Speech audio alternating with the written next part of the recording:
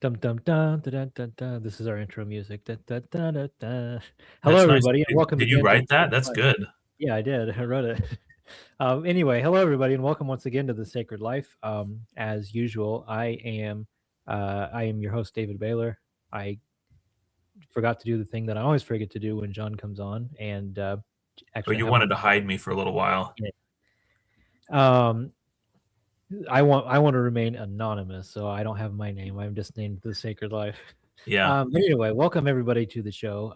As you might have guessed, the infamous John Bug-Eyed Feller has joined us tonight, and contrary to popular opinion, we are actually not the same person. um, Anyway, tonight we're going to be talking about grace. Like, what is grace? How does, I guess, more like how does grace operate? How do we receive grace? How does God grant grace to us? And there's really quite a lot. I don't know, a lot of interesting, I think, conversation to have there. But before we get into that, just remind everybody once again, check out our illustrious sponsor, which is me, actually, Gregorius Iconography. You can find links to that in the description. I am an iconographer with the Orthodox Church. Um, so I And you appreciate said you check that out. illustrious, our illustrious sponsor, and you can see that with all the glimmering gold. Yes, glimmering gold, like actual gold, in fact. That's real gold, folks. Anyway, yeah, so I'm the sponsor. You can check that out. I do iconography, I do custom work commissions. I also sell some prints of some of my past work, things like that. And I'm always interested in taking inquiries. Um, that's all I have to say for now. There's some other things I guess we can talk about later, but for now, I'm going to throw it to you, John, and let's kind of get into the conversation here. Okay, good. So you mentioned, how does grace come to us? How how does God impart grace to people, or what are the means of grace? Some people might say. So I'm going to just quickly rattle off a list of some different answers to this question, and as the talk progresses, we'll talk about some of these different items on the list. For the most part, if you really wanted to, you could look at this list and you could say, oh, well, this is what the Calvinists would say, and this is what the Protestants, Lutheran style Protestants, would typically say, and this is what Catholics or what Orthodox, like you can kind of say, like, well, different major branches of Christianity will sort of give one answer to the question. And I think we'll see that there are a lot of good answers on here. Yeah, right. Okay, so one source of grace, you could say, would just be just God alone, and that grace is totally unmerited. That means there's nothing that we can do. There's something from our human perspective. There's something arbitrary about um, whether God gives His grace to us. But again, there's nothing that we could do to entice His favor. You could have a sacramental or a ritual view of where grace comes from, and you probably wouldn't have this as the only vision, but this would be, the sacraments are blessed by God and given to us as a gift from God, and when we participate in them, they are like a vehicle for His grace. You could say grace comes from faith alone, and that's the only thing that you could do that could draw God's grace into your life, is by having faith in Him. And if we have this sola fide kind of approach, then probably by faith you mean a belief that you would hold.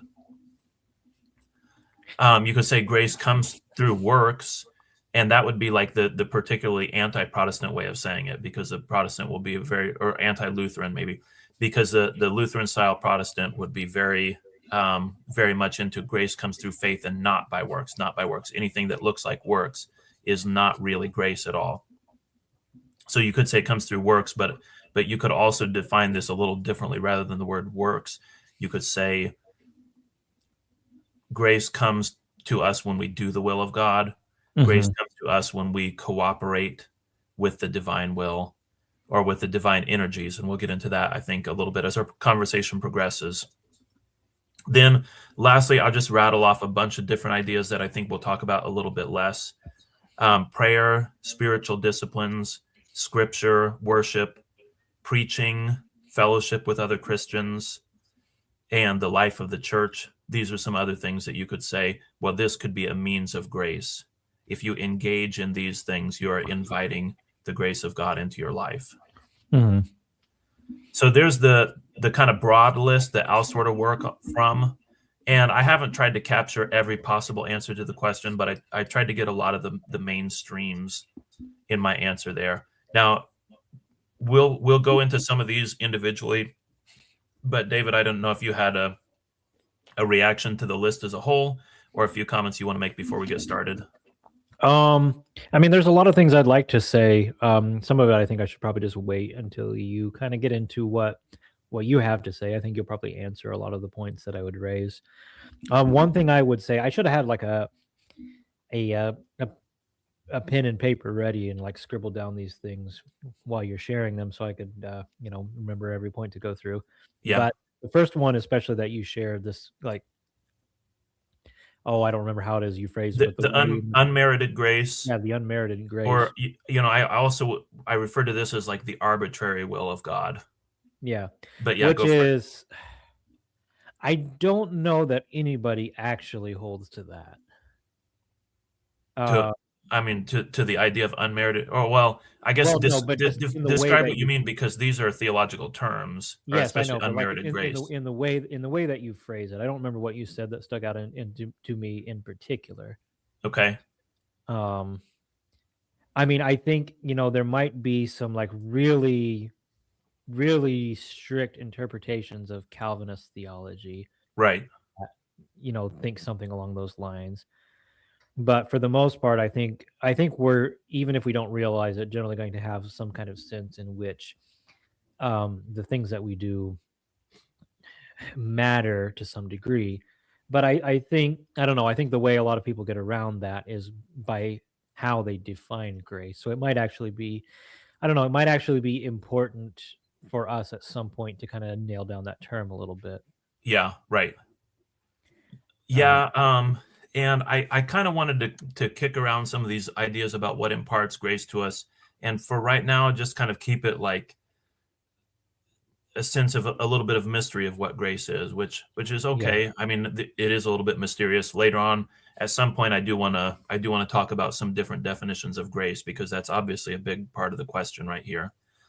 Well, With yes, because I think like if I would object to some of these things, that objection might not make sense to somebody who holds to a like a vastly different definition of grace than I do. Yeah, yeah, So that's kind of what comes to my mind here. It's like I know you don't want to jump ahead on that and define grace and lay this all down. But I'm just like trying to run through my mind. It's like, well, how do I talk about this? Because the word grace means such vastly different things to different groups of people. yeah, yeah, yeah. So if you're holding to this idea of unmerited grace, then there's a couple different. I still won't try to give a single, like, here's the definition of grace, but you might have an idea that grace is grace is that gift of God that brings us into a state of forgiveness, Hmm. that makes us blameless before the judge. Grace is the thing that draws us into salvation and eternal life. Hmm. And I would say that's a sort of a limited view of what grace is and what all it could entail. But I would say like those things would be very important if you have this idea of unmerited grace. There's nothing that we as people can do to earn the grace of God. Yeah. Right. And you said you don't think anybody really holds to this. And like I say, that's a theological term. Well, And yes. But then that's kind of why I shifted gears a little bit and started talking about like, well, it does kind of depend on what you mean actually by grace. yeah, right. Because what I would mean by that is what I would conceive of grace as being as an Orthodox Christian. Um, the claim of totally unmerited grace like doesn't make sense. Hmm. And that's not what people, that's not what, I don't think that's what people who are proclaiming this term as what they teach. I don't think that's what they're teaching, like in terms of my definition of grace. And so Yeah, that's why I kind of shifted again to say like, well, it depends on what you mean by grace, actually. right. Okay, so certainly, and we'll see this again with when we get to faith and sola fide. But if somebody's holding to this unmerited grace, then I think there would certainly be criticism of somebody who views works, you doing the work of God, as in any way bringing you into a state of grace or bringing grace into your life. I would think they would be generally critical of that idea or of that language in particular. Um, and probably also the idea that the sacraments would be bringing grace into your life. I would think they would also just tend to be really skeptical of that. Mm-hmm. So some of the things that I think you're gonna stand up for and value. Um, one one now, before I criticize the idea too much, I should also say that um, the grace that comes into our lives is like we can't do things to deserve the good gifts of God. Um, this of course these other things, works and rituals, and those are not about deserving the good gifts of God. That would still be the wrong language to describe it. But this unmerited grace view is going to be really insistent, like there's nothing that you can do to deserve the goodness of God and to deserve his gifts. And I would say that that is certainly true. And Right. I And so think, I'll interrupt you there yeah, briefly go and for it. say, I don't know of any group, any Christian group, who claims that there is anything that you can do to deserve the gifts of God. Yeah, right. And then this is an important thing. I think it's important for us to repeatedly be clear on this point. So I, as an Orthodox Christian, would not believe that I can earn God's favor by my works. I wouldn't Hmm. believe that by the things that I do, I merit any kind of grace, Yeah, yeah, right. or I merit any saving grace, you might say. Yeah. Um, and so I don't know. There's a lot of criticisms of orthodoxy when we're talking about this subject in particular, that I don't know. They really fall back to what I was saying earlier about having fundamentally different definitions of these terms. Yeah, right. And so if I say something about grace and about cooperating in the work of God and the synergistic operation of God's grace, if you're using a definition of grace more like what a Calvinist is using, then it sounds like we're saying like what you're saying here, like that we're saying we can merit God's grace and favor. Hmm. Well, we're not. Yeah, right. So Right. it's just very important to be clear about that. Right. Yeah. So there's a lot of statements I think you're going to say when talking about these Protestant ideas that at face value I'm going to agree with the words that you're saying, Hmm. but might not agree with like the particular Protestant concept that you're getting at. Yeah, yeah, right. Yeah, and I'm trying to sort of highlight that with this one in particular, because this is one. Um, there are ways that I definitely want to criticize this idea of unmerited grace, and yet I think it's also important to say like that idea that's built into it, that you can't merit or deserve the good gifts of God, is very important. There's something, this notion struck me a long time ago, and I've carried this with me for many years. We, as people and as human beings, but I think also like Americans, we have this kind of built-in desire to earn the things that we have, and to be able to insist at the end of the day, I earned everything I got in this life. Yeah. And even that is not like totally unhealthy and foolish, but I've just had this thought for many years that one thing that I was never able to earn or to deserve was my first breath. Hmm. And I mean, like in a sense, your first breath is everything. Like this life that I have, there's no way that I could earn this life or that I could deserve my own existence. So this is a gift that's given to me because of, again, like nothing good of my own. Right.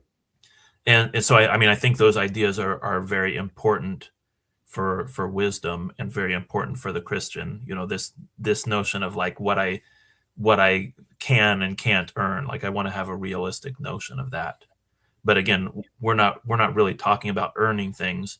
But the critics of some of the things that will say, "Oh, you're just trying to earn God's grace by whatever means." Yeah. Right. We'll be talking about something a little different. So there's my defense of the unmerited grace. Why don't you launch into a little bit of criticism of this? Well, I mean, like I said, I don't really have a ton of criticism for this because, Hmm. um, I mean, I agree. You don't merit grace. And so even though, I would say as an Orthodox Christian that, grace operates synergistically with our works. So for example, when I am baptized, then I am participating and I'm participating in the work of God. And because I'm participating in the work of God, I become a recipient of God's grace. And that's true. Like for example, right now is the season of Lent and I'm fasting. I have my Lenten feast of lentils and cabbage, because it's a season of fasting. Like, and that's something, there's a kind of grace that operates through these ascetic practices and these kinds of things. But at the same time, I don't merit grace. And so it's Hmm. by my ascetic discipline that I will earn some kind of grace. Like that's never the point of anything. Yeah, And so I have no problem affirming unmerited grace the way we're talking about it right now. yeah. Okay, now I might have also used the phrase that the arbitrary will of God, and arbitrary in the sense that I can't really do anything to bring grace into my life. Right. Just like if I happen to be one that's predestined, then I will receive it. Yeah, and that's nonsense. Like this just, totally destroys any operation of the will, of the free will. Like I don't know, it's anthropologically a disaster, and there's all kinds of other theological problems that you're going to introduce by having an idea like this. Um, yeah, there's just whole rabbit trails I can run down with Yeah, it, but like it's just something that doesn't work at all with patristic anthropology, with biblical anthropology, biblical ontology. These things. I'm sorry if I'm using smart sounding words, but I'm just trying to briefly make the point. Like this, I don't know, like it just breaks down. It's like a system that tries to deal with a dilemma that it's created and really fails because it just ends up creating more problems than what it is trying to solve. But God's will is never arbitrary. The operation of God's grace, of God's energies, is never arbitrary. And so, like, the idea of the arbitrary operation of God's grace is just ridiculous on its face. yeah. And if I say arbitrary, I mean like from my perspective, in the sense that like it doesn't have anything to do with what I've done. You know, I'm not calling it like the random will of God, but arbitrary again in the sense that like um, it doesn't matter if I go out and do the good works. It doesn't Yeah, matter if I worship and pray. It doesn't matter if I have like do whatever it takes to strengthen my faith, whatever that might look like. yeah. None of those things are going to like convince God to give Well, me there's more or a less really grace. serious there's a really serious dilemma, a really serious problem that you introduce with that kind of thinking, which is that if none of the good things that I do to meet oh, I mean, let me back up a step. First of all, and say I also would affirm that oh, how is it? Can you rephrase how you said that again? Uh like the I said a lot of things, but I don't know. Like, there's nothing that I can do to get more or less grace from God in my life. Yes, yes. And so I would affirm that. Like there is nothing that I can do to get more or less of God's grace in my life. Um but it's a different concept to say I can choose to participate or not participate in the grace that God extends. Hmm. So I like that that's a different idea. That's a Yeah, different yeah. um because the problem that you have if you don't think that, like I think you have to think that if you're a Christian, because the problem that you have if you don't is that if there's nothing that I can do to participate and become increasingly a participant in God's grace, so if none of the good things that I do make me a participant in God's grace, then none of the bad things that I do separate me from the grace of God. Like, Hmm. like Right. you have to that like that's just the logical conclusion that I think that you have to come to. And I know some people might argue against that and say like that's a straw man or that's not what we believe, but it's like it's a logical contradiction if you don't believe that. Hmm. Um and so that's my problem that I have with that way of thinking is, well, everybody realizes that if I do something bad and if I choose to live a life of sin, then this is separating me from the grace of God. So, like I said, if you're not going to have if you're not going to have a logical contradiction, you have to believe that the good things I do also make me a participant in God's grace. Hmm. Um, make me filled more and more with God's grace, however you want to say that. Now, I know like hard Calvinist theology will say like they recognize the logical contradiction and at least are honest with it and say, well, nothing you can do separates you from the grace of God because if you did those things, you never had it to begin with. Yeah, right. Yeah. Okay. Yeah, I won't dwell on this one too much more because there's lots of other items just on that list that I gave you, and then there's a few other things that I think we want to talk about as well. Hmm. But yeah, I appreciate the comments, how like how quick you are to agree with with the position and with the language of the position. And that might be really helpful as we move into some of these other things um, that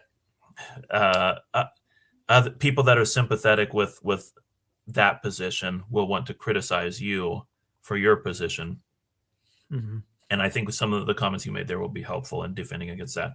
Okay, so Yeah, I'll move on to because like I yeah, said, most of those criticisms just aren't actually criticizing the Orthodox position. yeah, right.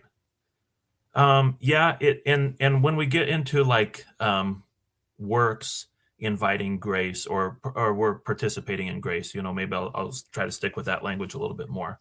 Um, your works participating in the grace of God, which means you experience the grace more fully, Hmm.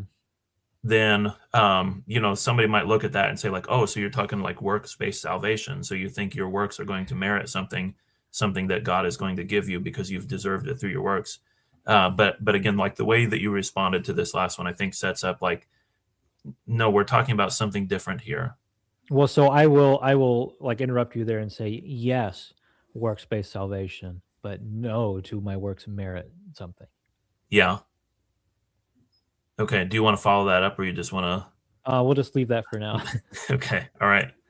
Okay, so then we'll move on to this sacramental or ritual view of grace. And actually, this is a lot of reason why I wanted to have this talk, because we've been talking so much about ritual practices and iconography and trying to trying to make sense of these things when, in some ways, in some ways, coming from a tradition that would be critical of attaching, you might say, too much grace to a ritual, and yet also at the same time coming from a, a tradition that is very traditional and that certainly has like really significant rituals.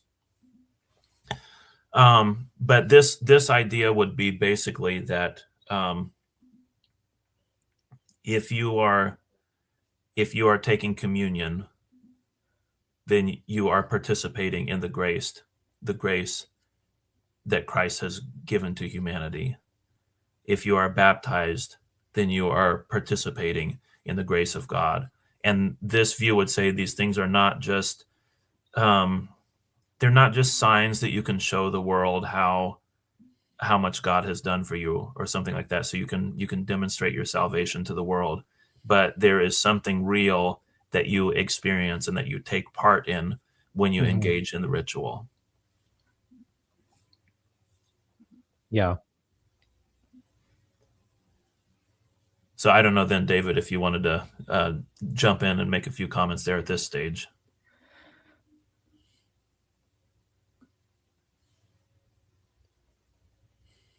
No, go ahead and keep going for now. Okay, so some you might find like a Catholic way of describing, and um, this is a sort of summary way. Grace comes from the work that's performed if the priest is sanctifying the elements of the Eucharist and then is giving those to the people in the congregation. Then the work that he's doing there, the ritual that he's doing, that's something that um, that like grace is present in the work of the priest there, and the people can receive it from the hands of the priest. So you have kind of this idea that like God has put grace into this act, and in participating it, then you get to experience that grace. And I wonder how you'd respond to some of that language. And I'm I think that's a so to me that sounds like a kind of like a Protestant attempt to define an Orthodox understanding of these things. I'm not going to speak for Catholicism whether or not that's accurate to okay. Catholicism So or not. I'm trying to define a Catholic way of saying Okay, this, and I don't know if I'm doing a good job. I'm not trying to like present a caricature or something, right. No, but no, I'm not accusing you of that. I'm just right, like right, right. saying, Well, I I could be in terms of presenting a caricature, but that's not. yeah, I'm in not terms trying of to yeah attack the idea no, or I promote just either my one. my point being is that in terms of orthodoxy, that's not really a great way to say it. Yeah, I mean, like it's getting towards the ideas, and I'm like I said, I'm not going to speak for Catholicism because I don't I don't know. Like I guess I'm a little bit confused as to how that actually works in Catholicism and Roman Catholicism. yeah, So I don't want to say something that's inaccurate and like mischaracterize Roman Catholic theology on this point. okay. But how was it you said that again? That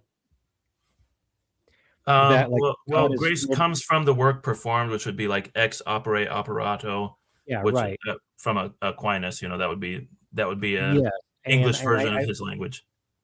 so yeah, that's useful for you to kind of rephrase it that way because I would say orthodox like as orthodox like we don't really believe like we don't believe ex operato or so on. Yeah, sorry, Yeah, my opere operato. yeah, right, right. So we don't that's not that's not an accurate way of phrasing the orthodox belief. Hmm.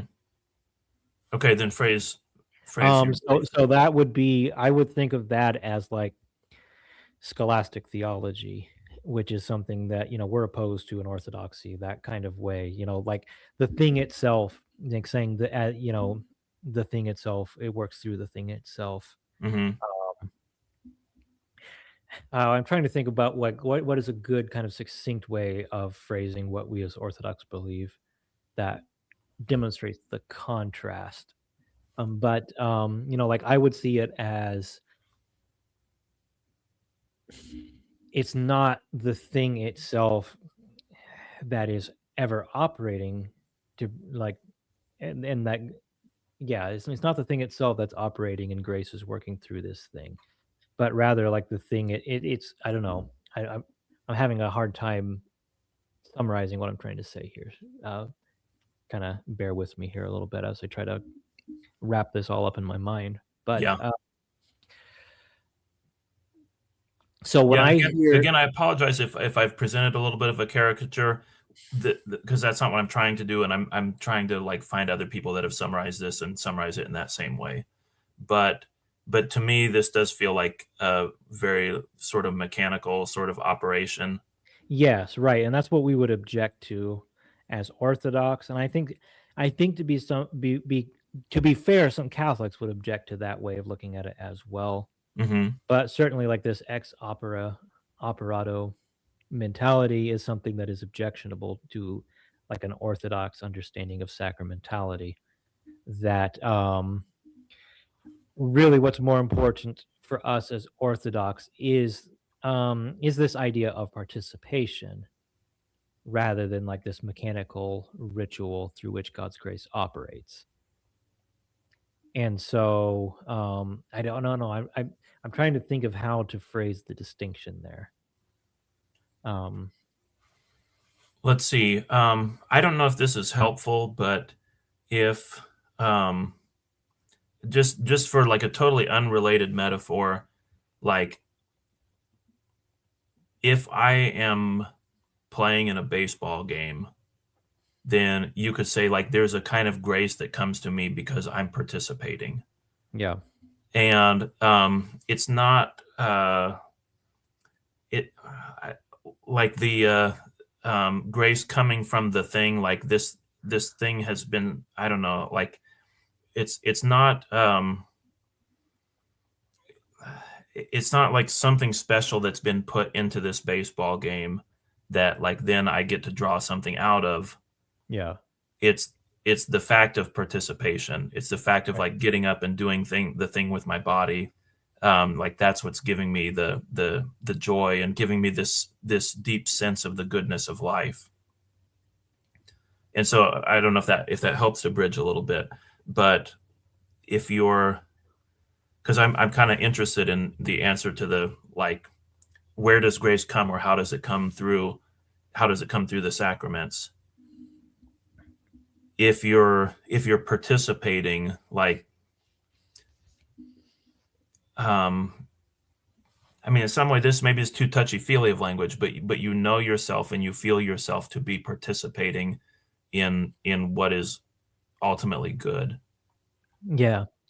So I think an important way of understanding this from an Orthodox perspective is that what's going on with the church, with the life of the church, with the sacraments and all of these things is we have what we'll refer to as like the normative means of salvation, which is that like God has established these things not as like here's like a mechanical thing that you can do to like maintain this status of grace by participating in these things that it's almost like I don't know, like this magic ritual, um or like like participating in these things that it's just the participation in them affects God's grace to you and all of this.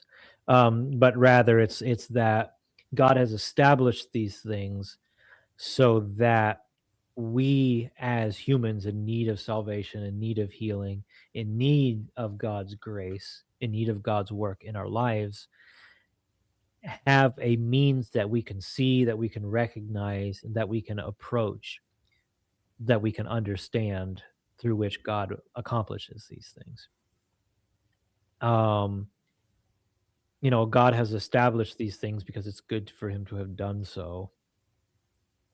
And what I'm getting at there is just this idea that um I don't know, the important point I'm wanting to point to is just this idea of the normative means of salvation, and that's central to our understanding of the sacrament. And so, like, I don't know, baptism would be a good example of that.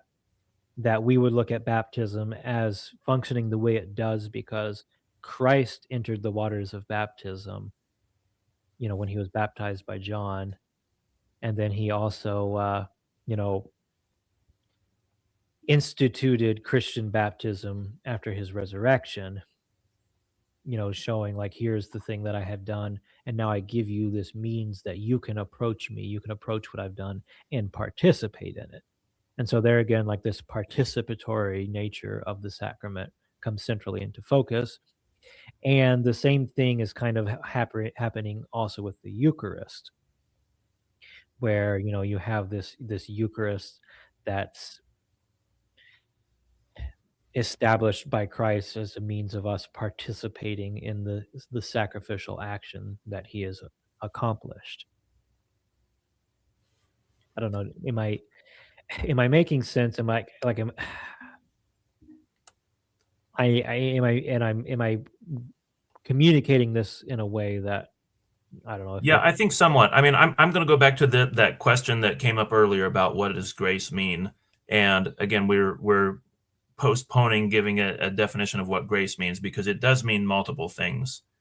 And one thing that it means is grace. Grace is um, that gift of God that can bring about positive transformation in your soul. yeah, And if you look at something like baptism and you ask the question, can baptism bring about positive transformation in someone's soul? Can it change somebody's identity to make them into I mean more aligned with God's vision of who they should be? yeah. Um, I mean, I think with something like baptism, I think actually it's undeniable that baptism has the power to like permanently change somebody's identity. When it comes to something like participating in the sacrament, Well, uh, you say it's undeniable, but then we have somebody in the comment section denying it. well, I mean, could be, but like um, this. So I mean, I think of baptism very much in terms of initiation ritual, like and that's a little different probably than the Orthodox take on it, but the Well, initiation yes, ritual. no, What's that? because baptism is certainly an initiation ritual, but that's just insufficient to completely encapsulate it. Yeah, yeah. Well, I'm not trying to, but the initiation I ritual got does have more to do with somebody's like transition into adulthood. But the initiation ritual is going to exist in every culture all over the world, historically speaking, because it actually does have power to transform people. Mhm. It does have, and like a story has the power to transform people, and certainly a ritual that's enacting a story, and like now you are participating in the thing, certainly has power to transform people. And in Yeah. that way, that's why I say like it's undeniable baptism has power to transform people. Well, And okay, but the power that baptism has to transform people is even more fundamental than that, because everything that you're describing is like a very dim shadow of what occurs in baptism. Because fundamentally, in like you'll find this, for example, in Saint Irenaeus. So like this is like right away in Christianity that you have this theology, which I mean, like I also argue it's in the New Testament, where but maybe you're just not used to realizing this is what the New Testament is teaching. But what's fundamentally what's going on here, and this is important for our discussion about grace. So this isn't too much of a digression, but like what's really really central for us to understand in baptism is that what happens with the fall is that the human nature is, we're like, I don't want to say that the human nature is fallen because that's not what any of the fathers have to say. The human nature is what is created in God's image. But what happens is like our mode, our expression, like the fathers will use the Greek word tropos of the human nature is flawed. So it's like the analogy I like to use, and I mean Saint Irenaeus uses a similar analogy. Actually, I think he uses the same analogy, which it's like you have a painting, like a master has painted like this masterpiece of a painting, and then his students like copy the painting, and what we have are like bad copies of the painting. And Saint Irenaeus uses this language. He says Christ recapitulates our human nature. And so that's like, do you continue with the analogy of the painting? It's like the master sees what we've done with his masterpiece and is like, oh no, no, no, no, you've messed this all up. And what you're painting is ugly and doesn't reflect the masterpiece that I've created at all. And so he represents the masterpiece to us. Um, and so fundamentally what's happening in baptism, this is really, really important when you're talking about the transformation of the person, is that, it says we put away the old man according to the flesh and we put on the new man according to Christ. That's New Testament language. That's not some kind of strange Orthodox edition. Is that we're restored to the human nature. We're restored to the image of God. So there is this super fundamental transformation of me as a person that occurs because of the grace that operates through holy baptism. And this is what the New Testament teaches.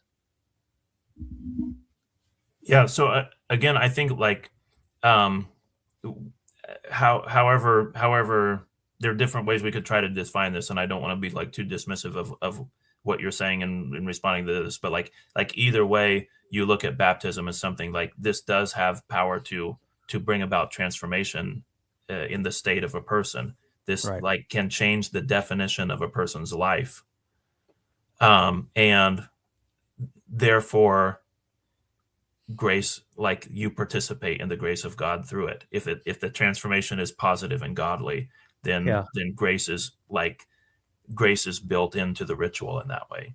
Yeah. And yeah, And I'm just taking that a step yeah, forward yeah, right. and arguing from a realist position, which is that like no, there's something real actually happening here. There's something like ontologically significant going on here. In contrast to our comment here, which is just Platonic metaphysics, I'll just throw this up here. It's like this is just straight up Platonism. Like this is not Christianity. The idea that God is spiritual, and you can't see him, you can't feel him, or maybe you can feel like I appreciate the desire and everything, but just want to point out that that is not, I don't know, that's not that's not Christianity. That's Platonism. Well, I don't know. I mean, as it said, I think you're trying to like read between the lines in the comment a little bit because I mean, like, um, certainly God is spirit and no one has seen him at any time. Mhm. Um, and so I don't know But that God took on flesh as the what's man that? Jesus Well, yeah, Christ, yeah, yeah, but um, and we can in fact see him. um, Like I see him every Sunday yeah.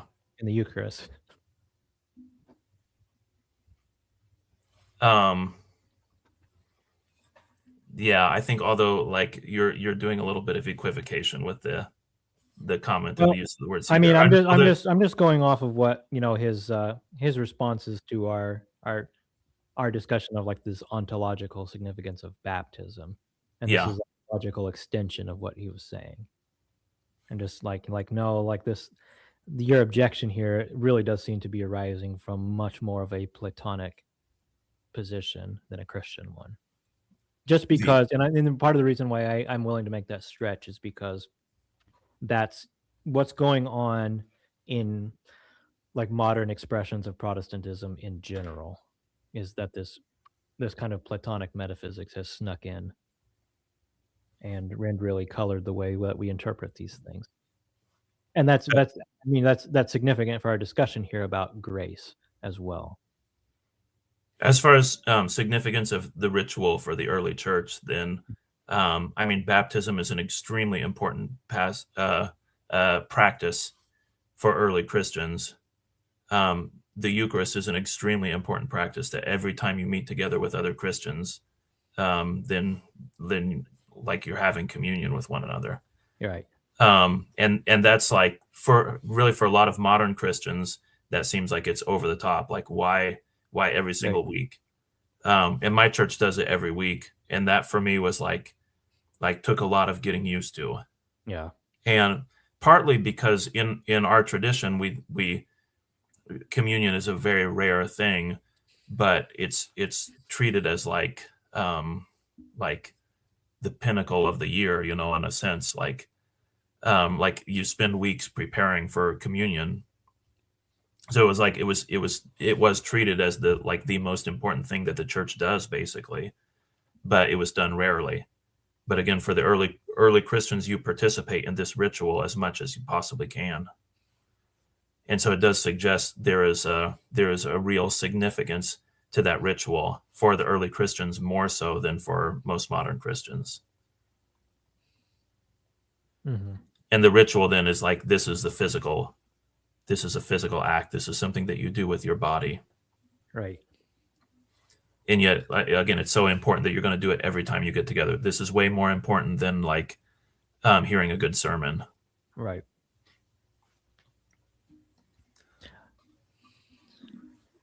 then I wanted to kind of connect to this. Of course, we could talk a little more on the Eucharist if we want to, but I think in a similar, I would say similar things to what I said about baptism, like that partaking of communion. Um, if you participate with your whole spirit, you might say, like if you're actually participating in the thing and not just um like eating a piece of bread, you know what I mean? Right. Like if you're engaged in this thing, then I think certainly it also has power um to heal your soul and to change it into something better. Well, I mean, in even there, like I'm gonna go even further than I think you're comfortable going on that. And like I'm gonna say that like the Eucharist is what it is, regardless of my personal approach to it. And be like I'm going to reject any kind of subjectivity in Christianity. Well, but I mean, like if you're in the wrong spiritual state, then you're eating and drinking your way to damnation. Like, Yes, right. Then that's because it is what it is. but that would mean, like, in order for it to be the positive thing that it could be, to work that like positive transformative influence on me, then um like I have to be in the right state. Yes, but that doesn't change like the essence of what the thing itself is. Like it's not like that. I don't know that we're actually disagreeing with each other here. I'm just clarifying that the Eucharist is the Eucharist, and my approaching it unprepared and in the wrong way doesn't change the quality of what it is, and that's why it is to my damnation Hmm. because it is the flesh and blood of Christ. And just like this idea of that which is unclean not being able to come into the presence of that which is holy. Okay, I did want to shift a little bit to just kind of include some of the work that you do in this discussion right here and kind of connect it to the sacraments or to ritual. Um, because, well, I guess I'll just leave it to you to say, like what's the role of iconography in this discussion of the means of grace coming to people. I don't know, that's quite a complicated question. Yeah. But it's a good question. So,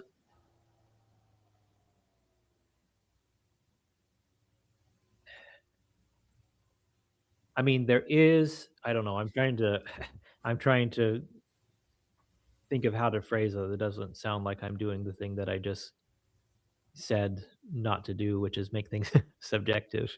Hmm. But it is, I don't know, it is like the icon is the image of something holy.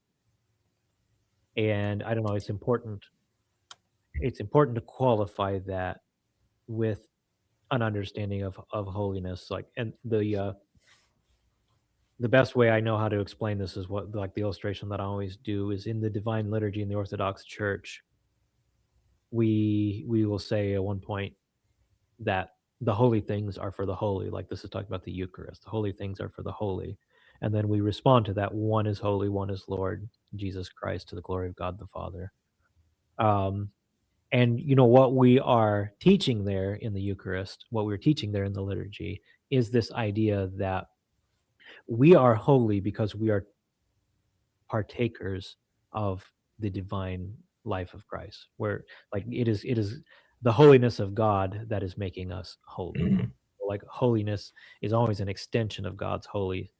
So like there again, like nobody is holy by their own merit. Nobody is saved by their own merit. Nobody is made a partaker or a participant in the grace of God by their own merits. It's only the merit of God that does this. And that's what I mean. I just think it's really important to qualify that for people when we're talking about, the icons of saints being depictions of holy things. And so like there's kind of like this hierarchical operation going on there that every saint is himself an icon of Christ. And so that means every icon is an icon of Christ. It's just an icon of Christ, if you understand what I'm saying there. And so there really is this important theology in, in an Orthodox understanding of icons, that God's grace does operate through things. And so there again, the icon is not holy subjectively because of the attitude that I have when I look at it or what I think it is. It is holy because it is an image of something holy. And so God's grace operates through that. Because what I don't know, what's really important for understanding this idea in orthodoxy is this idea that heaven is invading earth. And so that's why an icon is holy because it's us taking something of this earth, of this fallen earth, and imprinting upon it the image of something holy. And so this is like heaven invading earth. That's part of why we call them windows to heaven. So it's like heaven invading earth, something of heaven being painted onto or printed onto something of the earth. And so it's like this bit of holiness invading and filling our space and filling our lives, and God operating in our lives through that, but also in the whole world through that.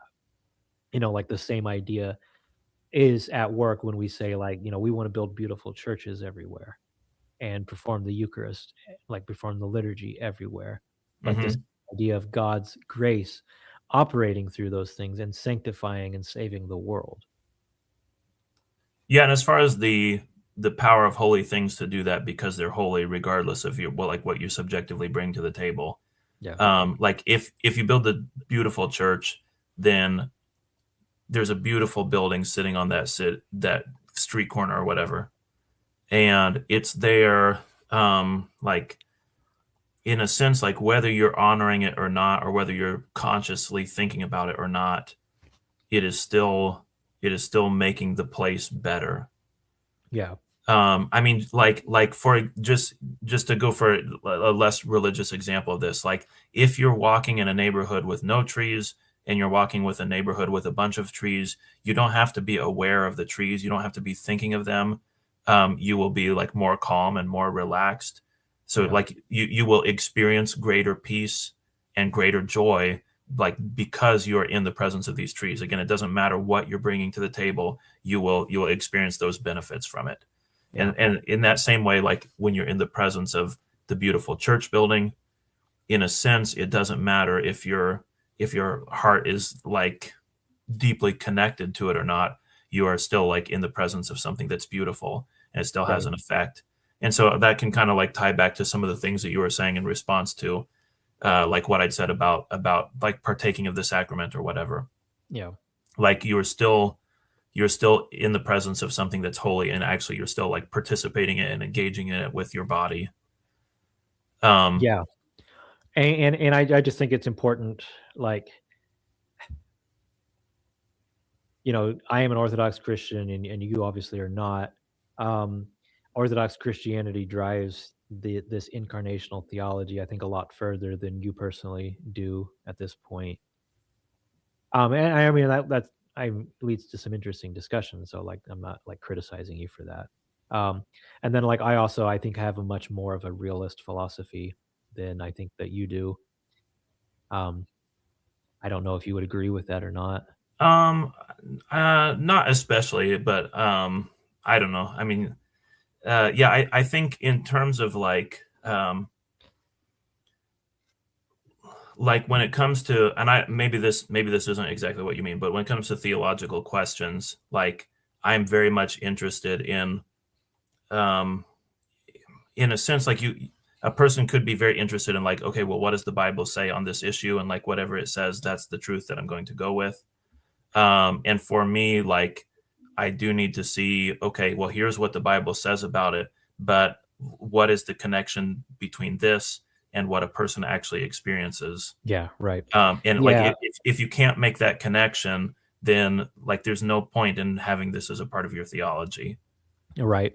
But I think like I'm driving when I'm speaking of realist philosophy, I'm thinking more of like this idea that what we are describing here aren't necessarily like philosophical and psychological and theoretical concepts or like useful analogies and illustrations, but rather we're describing ontological realities.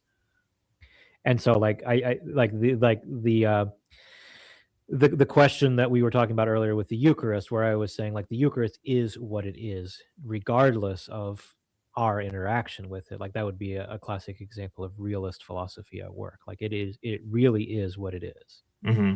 And it is not something else. It can't be anything else. Although there was a story I heard one time of somebody in an Orthodox church when they were serving the Eucharist, and there was this little girl there that like while the people were coming forward and partaking, like every now and then she would just laugh for no reason, no apparent reason.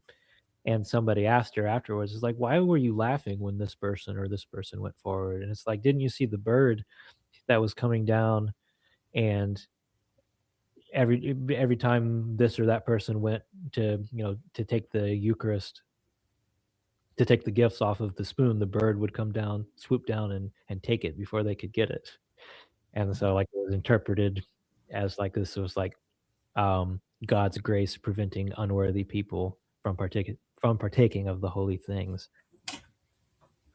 Yeah, Um, I mean, I think in terms of that, like I will try to not. I mean, sorry, were you finished with the story?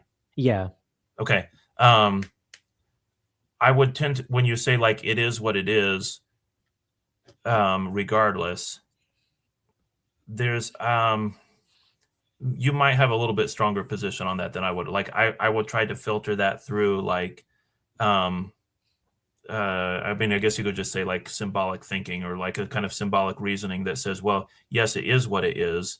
And if you put it in the wrong context, or if you try to interpret it differently, like the different interpretation won't work. all right, If you try to put it in a different context, then it's like um, um, then it like it could only be a mockery, or like it can't become something else. yeah, It can't fit in a different context because it means this thing. right, So in that sense, I mean, I guess I would still entertain the idea, like, well, that could be a culturally determined um, interpretation of a symbol or something like that. That was I wouldn't be able to totally exclude that thinking.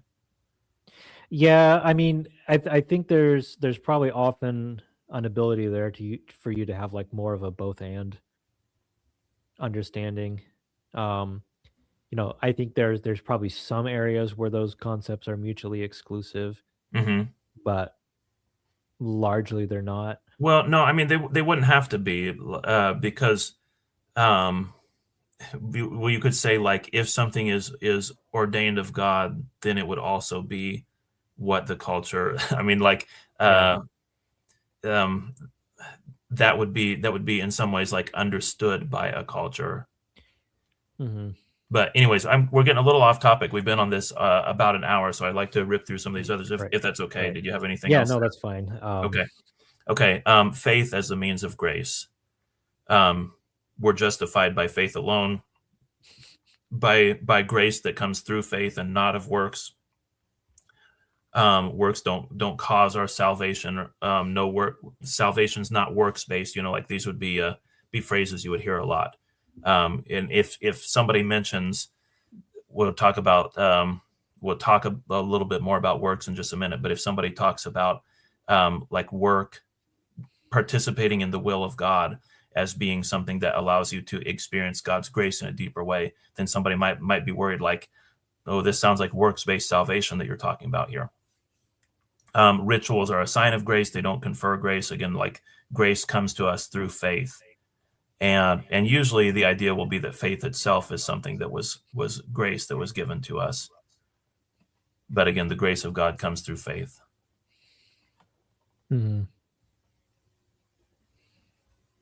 Um, let's see. I want to say once again, I agree, Yeah.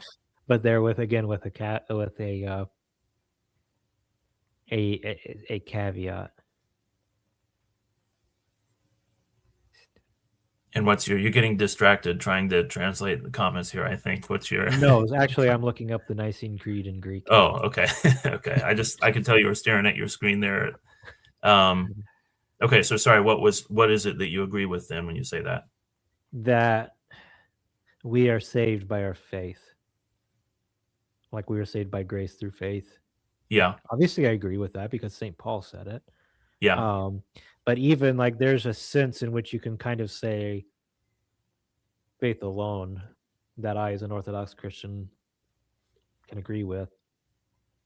It's just you're misdefining faith when you're using it in like this Lutheran sense. mm-hmm, And that's why I was looking up the Nicene Creed. Like it's pistevomen es in theon, so on and so on. But pistevomen is, I believe, and like the Greek word pistis or pisteo, that's faith or believe. Like that's how it's translated in the Bible. I mean, like in most English translations, this is translated as faith or to believe. But like that's not a great translation in terms of modern English, what faith has come to mean in modern English. And like you shared this, I don't know, I almost was going to prepare this, look it up again. Like you shared like this etymology of like the word believe, and it's related etymologically to the word love and all of these other mm-hmm, things.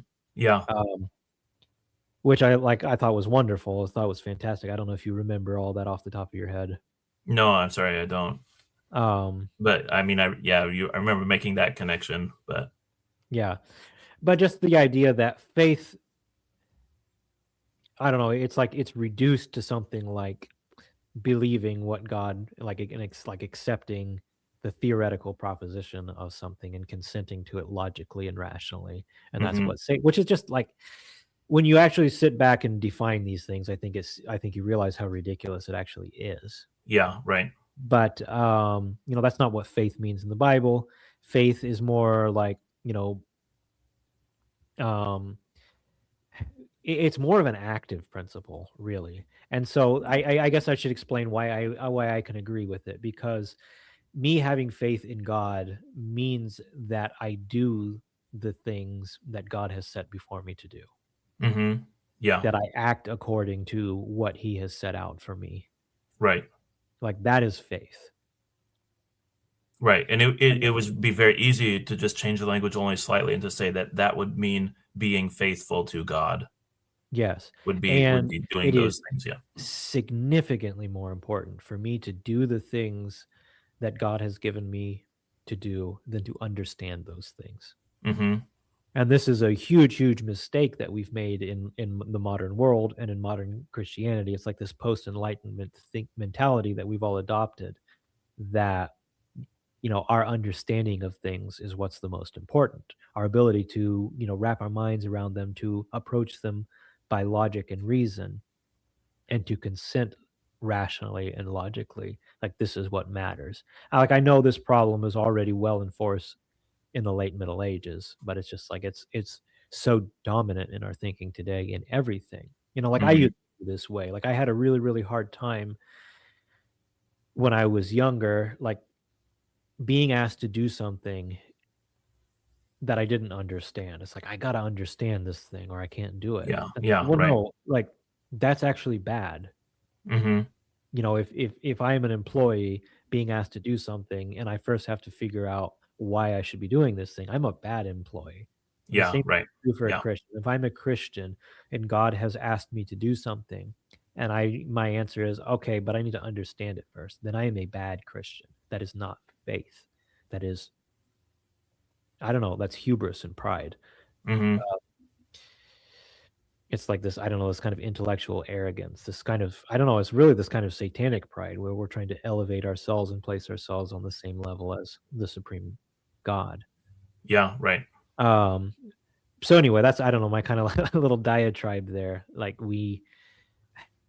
faith doesn't mean what a lot of people have reduced it to mean. Yeah, Yeah, and right. it's just, I don't know, I just really wanted to stress that point, that it is far more important to have Christians with the kind of simple faith that God asked them to do something, and so they simply do it. Yeah, right. Um, there's not to make reply, there's not to reason why, there's but to do and die. Yeah. which is a line from Tennyson, "The Charge of the Light Brigade." But he's talking about soldiers who followed a stupid order, an order that had an error involved and got a lot Yeah. of the people killed. And the poet is celebrating these people because they were good soldiers, because they didn't think they were the boss, you know. Well, it's like you And have these you say you're a bad employee, you know. So my mind goes right away to like, well, I mean, if you're in the army, it's even worse. If you have to yeah. understand the thing before you do it, then you lose the war. Yeah, and it's like you have these incredible stories in the sayings of the Desert Fathers of like young monks who were under the obedience of a bad elder who was like an abusive person or you know some kind of horrible vile sinful person, and they Hmm. just humbly and quietly obeyed the like oftentimes extreme things that were asked of them, and Which is sometimes what Peter is saying over and over again to do. yeah, right, but like some like to some point like even to their death, just obeying what was asked of them because this is what they agreed to. It's Hmm. like I agreed to put myself in obedience, and that means like to my own death. And because they did that, then like they are saints that then save the souls of the elder who abused them and like lead them to repentance. And so but the idea there is just that this quiet simple obedience saves us and it saves the world, especially if we have like I don't know, you have this idea repeatedly like in Jesus parables for example where if we can we can see how I don't know, I was thinking of like the unjust judge and the widow begging him. I know that's illustrating a kind of a different point, but just the point I was trying to bring out from that is just this idea that we can see how I don't know how God is better than our unjust rulers. And so if we can have this kind of obedience to the unjust, how much more so can we have this kind of obedient to the just God? I don't know. I feel like I made that point very poorly, but I was just trying to say it as it was formulating in my mind. Okay. Well, I'll just go ahead and jump into works then, because we don't want to spend too much time on this. We're over an hour already. I've Yeah. got, this is the last major category, and then I had a couple other minor things. We might talk a little bit more about the definition of grace now at some point as well.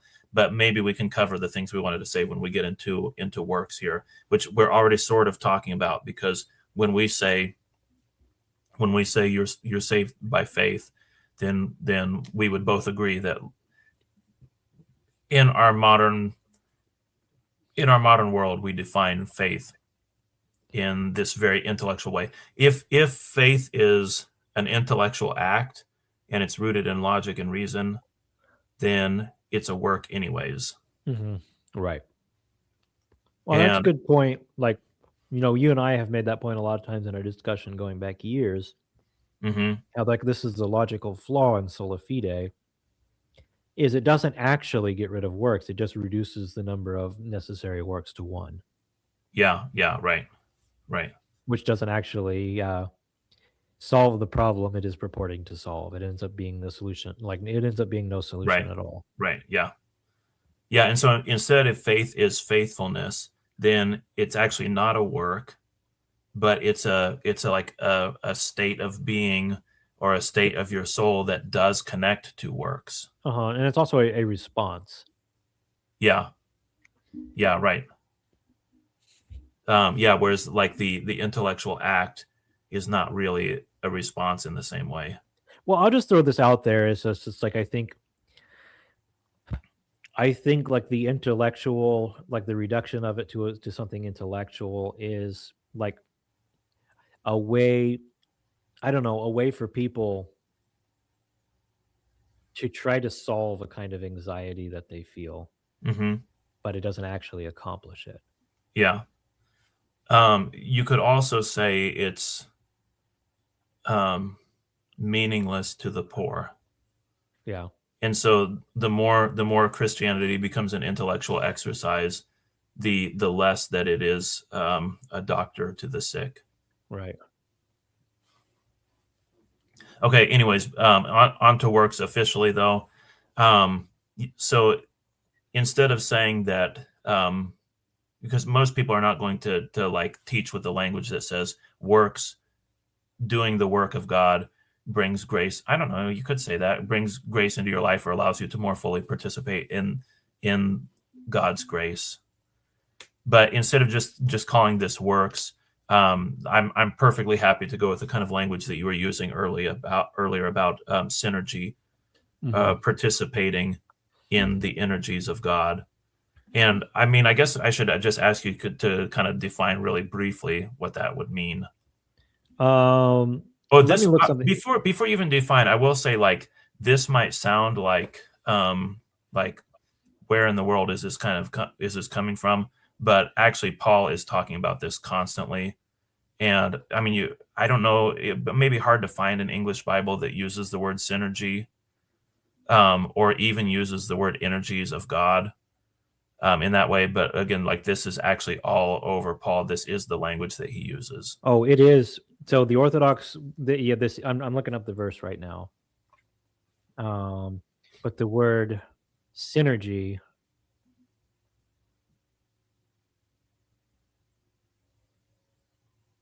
is used.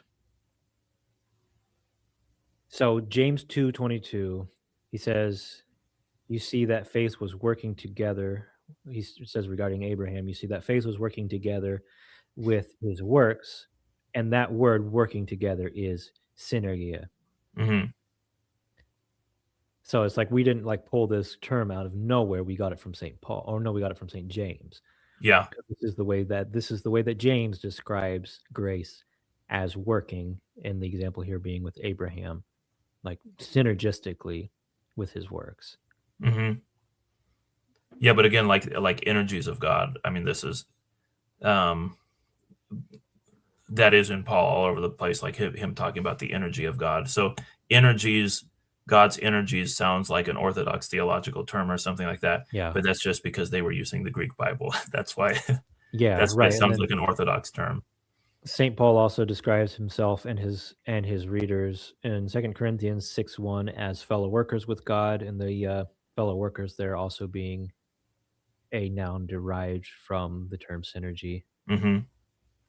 So my point is like there's this, like you said, this is actually all over the writings of the New Testament, this idea of synergy.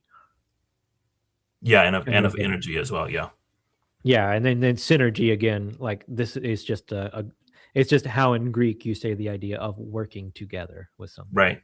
And so that's what we mean when we say there's a synergistic operation of the grace of God with our works. It's like our, like James says, that our works work together with God's grace. Hmm. Yeah, right. Yeah, I mean, this seems like a really nice piece of theology that would be nice to include in the Yeah. English speaking world. Yeah. Again, that we're working together with the grace of God, Yeah. with His grace, and that's the reason I repeat that phrase is because I don't mean that like because we have it now we're able to work, but it's like no, that grace itself is the thing that we are cooperating with. Yeah. Right. So it says that full verse from James 2:22 is you see that faith was working together there against synergia with his works, and by works was faith made perfect. Yeah, So I thought like that yeah, that's illustrates good. pretty. That's like the faith without works is dead is like very easy to refer to. And when we had a comment recently from Christopher Adams, and then he didn't mention the specific verse, he just says St. James speaks about this. And my mind there goes right away to faith without works is dead. But then you're saying what my faith is made perfect in that work with God. Yeah. Right. Okay, yeah, another like really striking relationship that James makes between faith and works.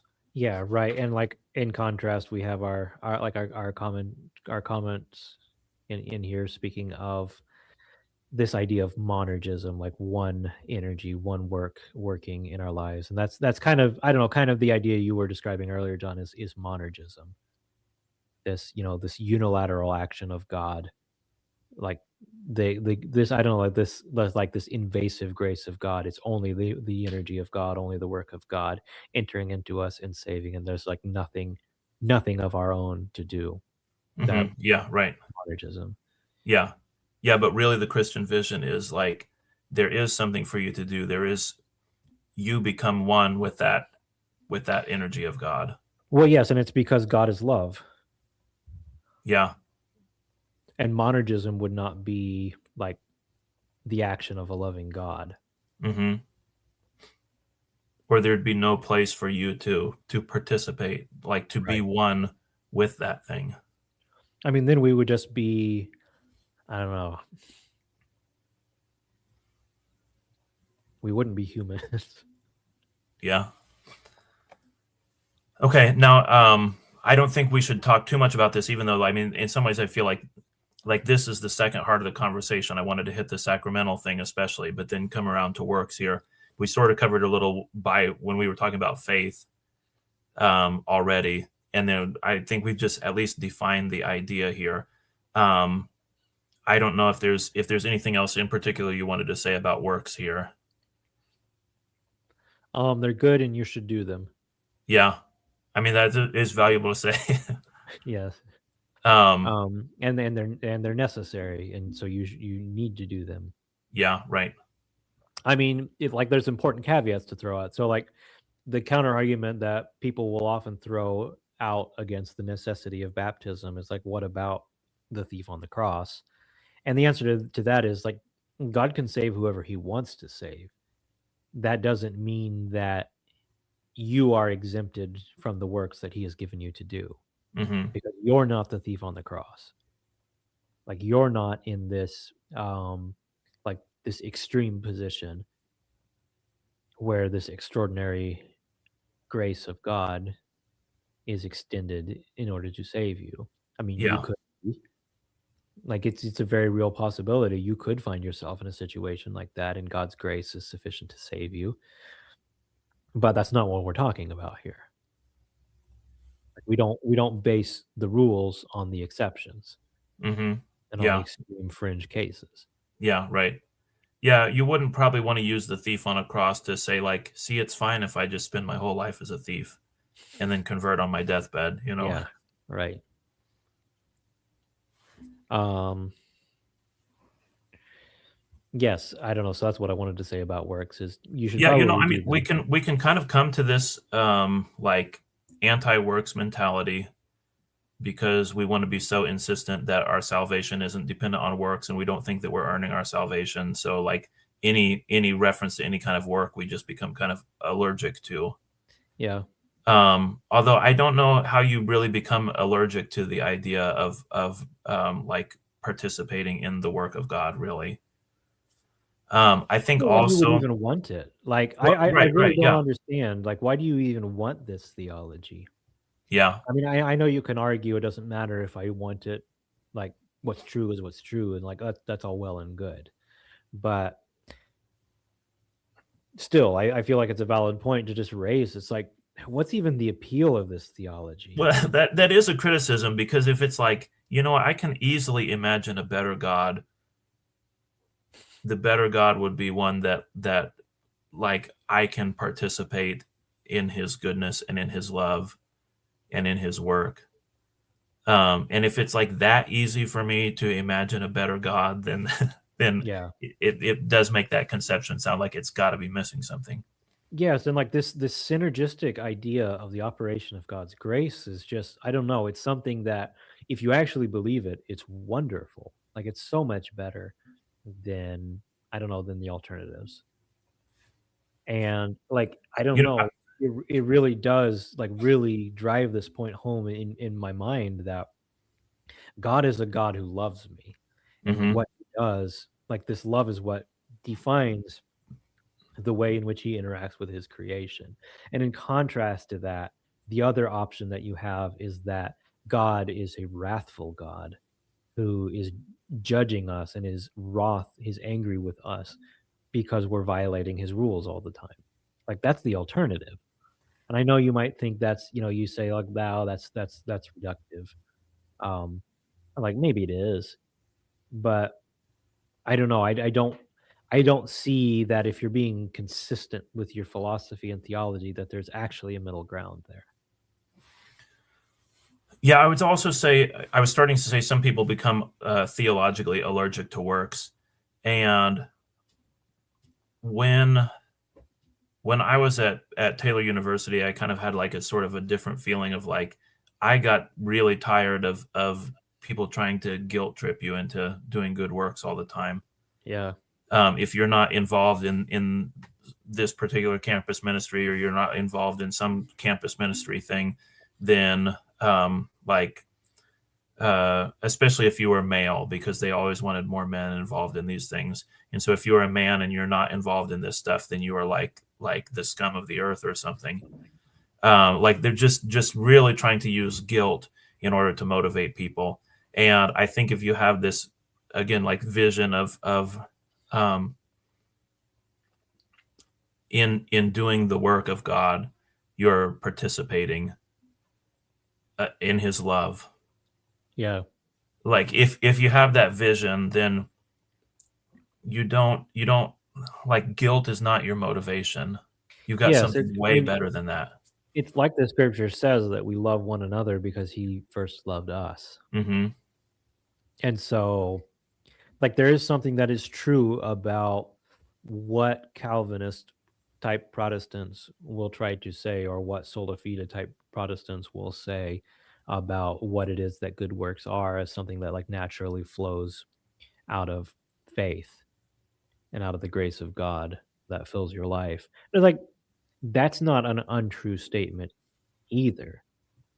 And, we would actually say something very similar as Orthodox Christians, that my good works are actually the work and the grace of the Holy. I work and grace in the Orthodox mind are the same thing, by the way. Yeah. Um, the work and the grace of the Holy Spirit operating in me, that's where my good works come from. So they're like at the end of the day, they're not my good works. They're God's good works. And I am aligning myself with the character and the nature of God. And, that's like getting back at the synergistic operation of grace. This is me aligning myself with the nature, the goodness of God, and becoming more like God. And then God's grace increasingly working through me. And this is saving me. And it's God that's saving me, not me saving myself, because I can't save myself. Um, I Like want to. this is what makes I us want to. Sorry. Go ahead. different. I said this is what sets us apart from like the Muslims or the Buddhists who have like a religion of saving themselves. Yeah, I want to come back to what you said about grace and work are the same thing. Although I also see another comment from Christopher Adams there, quoting C.S. Lewis: "We must forgive the inexcusable in others because God forgives the inexcusable in us." And this is calling to mind the Lord's Prayer, of course. Yeah.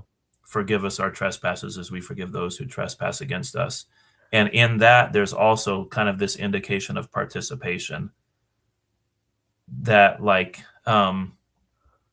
the the prayer is asking for it seems like asking for forgiveness in the measure to which I give forgiveness. Yeah.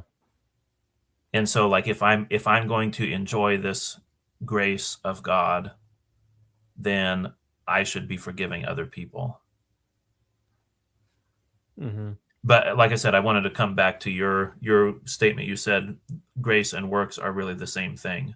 And I think in James you can see that like faith and works are really the same thing. Yeah. Or again, like one of them is driving the other thing, and like they're totally inseparable. I mean, technically you could say they have different definitions. They're not precisely the same thing, but Yeah, like they're not you don't have precisely one. the same thing, but it's like really hard to distinguish where one ends and the other begins. Yeah, right. And so then just kind of expand a little bit on that. Grace and works are the same. Um,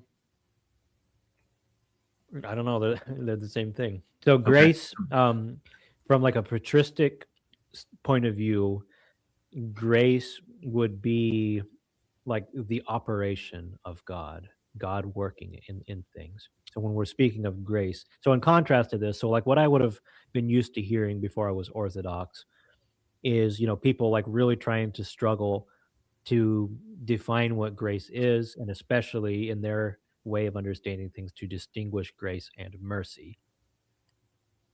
Um, and so, you'd have a definition of like mercy is God not giving you what you deserve for the bad things that you have done, and grace is God giving you good things that you don't deserve. So it's like they're a similar concept. Hmm. And the idea being that, God basically being good to you and you don't deserve for God to be good to you. So again, like there's like this really guilty sense of like this real firm sense of guilt as driving Yeah, as like right. the central thing here. Yeah. And so again, this is like the definition of grace I would have been used to, but in contrast to that, in orthodoxy we say grace is God working. Grace is like this is just a word used to describe the action and the work of God. Hmm. Um, and so Yeah, that there is good. is, I mean, yeah. Go ahead. yeah, largely grace and energy, which is just energy is just the Greek word for work. It's energeia, like Hmm. to work in something. So like when we in Orthodox theology or in patristic theology are using the word energy, we are talking about the internal working of something, like God working in something. So God's energies is describing um like the things that God does, basically. Yeah. Um and so in for example, the theology of Saint Gregory Palamas, who's my patron saint, grace and energy, grace and the energies of God are treated as if they are synonymous, because Hmm. I would say that they are. So that's, I don't know, that's my way of answering like how do I define grace? Grace Yeah. is the working of God. And so that's why it is that as Orthodox we say the grace of God operates in the sacraments. Because what we're saying there is that God is working in these things. Yeah. And of course, you pointed to sacraments in particular, but this does extend to everything. Everything that has existence has its existence by the grace of God. Yeah. And in that sense, there's the energy of God, that's the work of God that's present in everything Hmm. there is. Yeah. When you were talking about when you look at the icon, then every saint is an icon of Christ. Right. And I mean, there's sort of this sense of like and I don't sometimes people say this in order to like flatten out and make the holy things not exist anymore, but an extent to which which everything that has existence is the icon of God and has the Yeah. energy of God present in it. Well, and yeah, you have that idea. Um, this the idea of like contemplating the heavens and contemplating nature and all Hmm. of these things is Right. like it's a central theme in patristic theology. Going out and walking under the stars at night is it is an act of prayer, and it's treated as such in the patristic literature. And so is like going out and walking in the forest or something like that. Like Hmm. being in nature is there's a goodness to that. Yeah. Right. Okay. I think I'll cut short. I did have this other list where I mentioned a whole bunch of other things: prayer, scripture, worship, preaching, fellowship, spiritual discipline, as all like being potential things that we can participate. We can experience the grace of God by participating in those things. But I did want to just briefly mention the life of the church Hmm. and kind of highlight that one. And I don't know if I even want to comment on it because we've been going at this for a little while, but that still seems like a worthwhile thing to at least note that that was an item on the list here too. Yeah. if you have anything you really want to say about the life of the church, then go for it. But I don't know. I think I already said a lot of the things that I wanted to okay, say about that. okay, good. And then I don't know that we need to bother too much with. We kept saying we would define grace, and we've kind of been covering that a little bit as we go. I don't know if there's anything else you wanted to add. And in this last discussion we had about grace and work being the same thing, and about grace as a like connecting that to participation in the work of God or Yeah. participation in the love of God, then I think that deals nicely with some of the it's a different way of saying it, but those are kind of the things that I wanted to get around to before the end. So I don't know Yeah. if there was Well, again anything else you wanted to add in terms of the definition of grace. yes, if God is love, then participating in the energies of God and the grace of God is participating in the love and the goodness of God. Hmm. Like it's just a very simple concept. Yeah, we kind of start with this question of what are the things that impart grace to people or to believers, Hmm. and um, in a sense, that question is like, what are things that help to draw you deeper into union with God? What's that? Sorry, I was looking at the comment over here. I was I distracted. just I was saying that that question, what imparts grace to us, is like saying rather than like again, this isn't about earning something or meriting something. Like receiving grace from God isn't about that. You could say receiving grace from God just means existing in union, in greater union with God. Yes.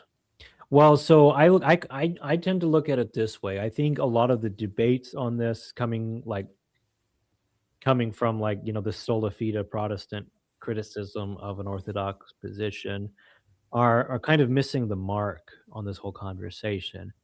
And that really what's important for us to understand is that God wants what's best for us. And God was not required to do any of the things that he did.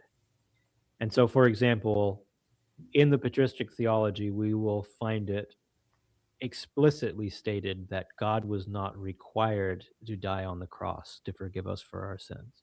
That was never required of him. The reason he did this is because that was the best thing to do.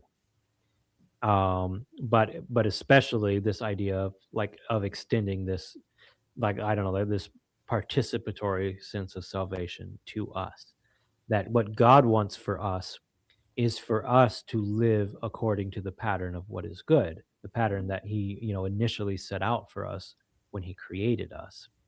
And what God wants is for us to be united with him. And to that end, God has established certain things. He's given us a church. He's given us his saints. He's given us the sacraments. He's given us all of these incredible gifts and has told us if you participate in these things, if you'll participate in the work that I have done, you know, through Christ, through the life of the church, and so on, then this is the way of salvation. This is the way towards being united with me. This is the way towards being who you truly are in Christ.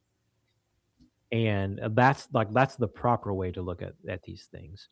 And like I said, I think so oftentimes these conversations are missing the mark because they're getting caught up in all of these abstract theological debates that are too many degrees removed from what it is actually important. Okay, well, I think if it's okay with you, we can probably um, sign things off. I'm sure you've got a few closing words about little announcements and things like that. But yeah, I think this was a nice conversation, and for me, that grace, the grace of God and the work of God being the same thing. Like Yeah. that's that's the thing I will be carrying forward for a little Yeah. while out of this conversation. Um, yeah, certainly. I don't know. I think that is a good place to wrap up. There's a lot of things we could say. We could address some of the comments here if we wanted to, but I think for tonight we're kind of running out of time. It's getting late here in Indiana. It's almost Yeah, 4. it is, and we do appreciate those. And Yeah, I've we tried to do. highlight a couple of things that Christopher had to say, and lots of good comments in there that Yeah, we won't address all of them out loud, but we do appreciate it. We have been reading along, yeah. They might have had and a good food subtle for thought. impact on our conversation here. So, Yeah, yeah, right. um, yeah, we appreciate all of you, our audience, whether you're watching this live or you're watching this after the fact, somewhere on the YouTubes. Um, Once again, please consider checking out the sponsor, which is me. You can find links to my iconography website in the description. I am an iconographer in the Orthodox Church, and I am open for commissions. That's how I make my living. And I'm also getting married in about 2 months, a little over 2 months. So I would definitely appreciate any more business. I guess people would like to throw my way. You can purchase hand painted icons, order custom icons. I also have some prints for sale. I need to update a few things. I have a few more prints I need to put up on there for people to buy as well. But I'm always happy to do that kind of work. I'm also working on creating some, I don't know, some less, I guess, less intimate art. That's I don't know, still like along the same lines, doing like illuminations. That's I just say that I'm doing like illuminations of like prayers, scripture verses, psalms, things like that. I don't really have anything with me to show on screen right now. Um, but just kind of doing some other things like that. I thought maybe there's people that want artwork, that want good things like that to display in their homes, but they maybe don't want something as intimate as an icon. um I'm doing things like that as well. And I don't know, John, what else do we want to talk about? We've been talking about doing some historical content, and I have been writing up some, I don't know, some drafts for that. That's something I like the idea of, like, telling the story of the church, of the victorious church, rather than engaging in like all these polemics and apologetics against other traditions and their claims. And I think if we present the story of the church as it actually is, that's something I'd like to do. I'm kind of a, I don't know, I guess you could call me something of a history nerd too. So Yeah, but that's that excites me very much. you're a nerd when it comes to a lot of things, not just history. I'm not sure how to take that actually. Oh, I was trying to build up your credibility. Oh, okay. So oh yeah, I forgot. Nerd is cool now. Well, it doesn't Uh, matter if it's cool or not, but it does build credibility, right. even if people don't like you. I hope people like me. Oh, You guys sure. like me, right? You better comment in the comment section that you like me. I think they probably all signed off. Probably, but the people watching this after the fact, they can I don't know, stroke my ego. Yeah, that's But just what we need. we're also always interested in hearing what you guys would like to have us talk about. You know, we've been talking kind of behind the scenes as well as doing some more content, engaging some Anabaptist teachings, maybe some other Anabaptist content, and kind of, I don't know, how maybe a little bit of, here's the things that we used to believe and here's what we think of those things now. Some of that sort of thing as well. I think that'd be interesting to people, and maybe be something that is useful to people still in the Anabaptist communities. Yeah, yeah, and we'll be as generous to our own tradition as we were to the Calvinists today. We were surprisingly generous to them today. Yeah, no promises. It just depends on what mood I'm how Yeah, honoring a mood I'm in at the time. So it's Lent, so I'm, trying to be nice during Lent. But that's good. once Lent is over, guys, watch out. All right. I don't know that I have anything more to say. John, you got anything more to add before we sign off? No, no. Thanks for listening, and thanks for the comments. Yeah, thanks everybody, and until next time, we wish you all once again peace in Christ.